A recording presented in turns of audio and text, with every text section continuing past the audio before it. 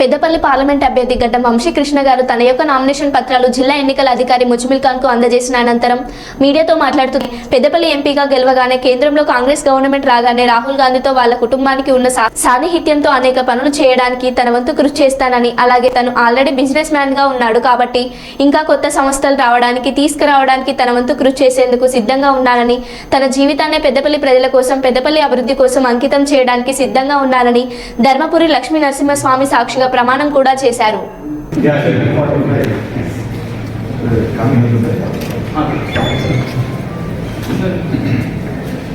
sir కొంచెం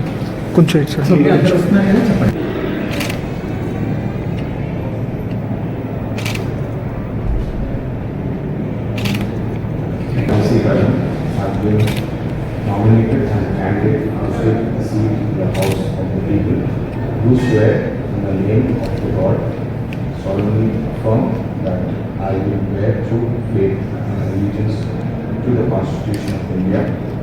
as by law established,